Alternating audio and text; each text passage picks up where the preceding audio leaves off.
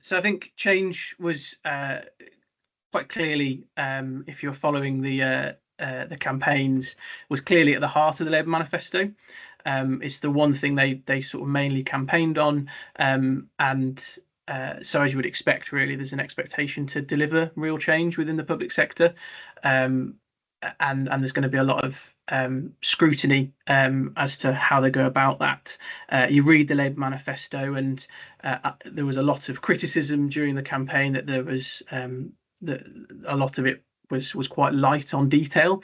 I'm not giving a political opinion here, but I think generally my thoughts are that the if you look at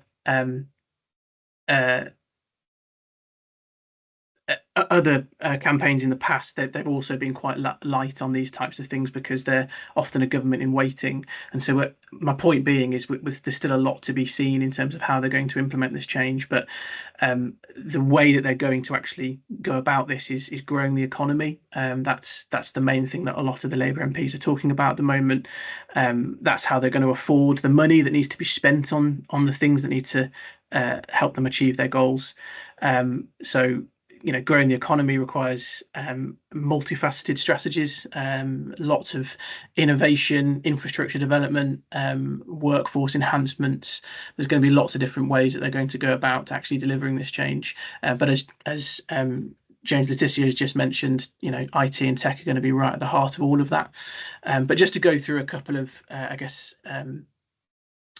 initiatives and project priorities, as was asked in the question. Investment in infrastructure and green technology.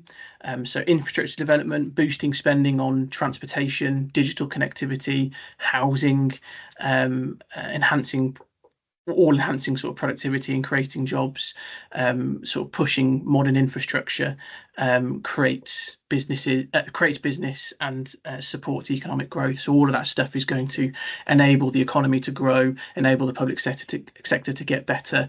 And within all of that, again, you read through the Labour manifesto, and there's lots in there about trying to get past red tape, trying to make decisions better.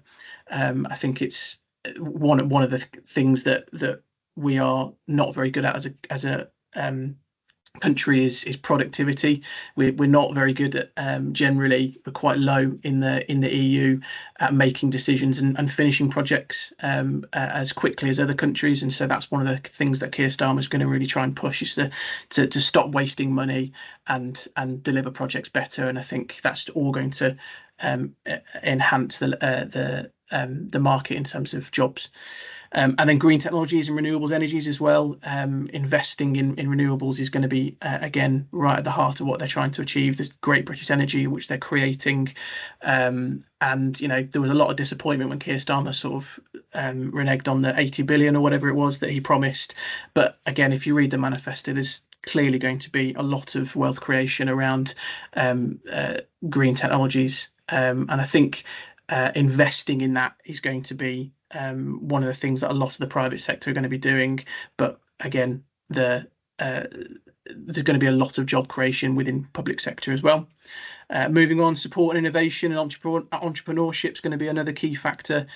Research and development, increasing funding and tax incentives to stimulate growth. So making sure that we're keeping on top of AI, keeping on top of biotech, advanced manufacturing.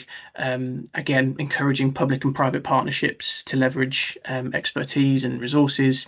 The National Wealth Fund, again at the heart of the Labour manifesto, is something that I still don't know a huge amount about in terms of how they're actually going to deliver the National Wealth Fund, but it's quite an exciting thing potentially if it does happen, in terms of being able to get money from government to develop new things. So if you're young, just out of uni, or from an apprenticeship or whatever, and you're wanting to do something new, the National Wealth Fund could be quite a good opportunity.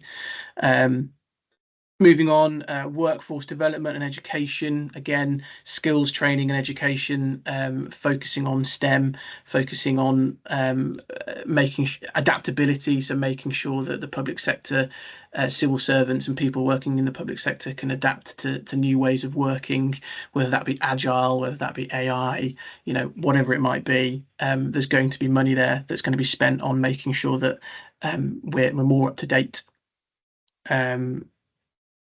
In terms of the costs of all of this, again, it's light in the manifesto in terms of how much it's going to cost, because a lot of it is costed in terms of taxations and things. So it's around 40 billion over the 5 years.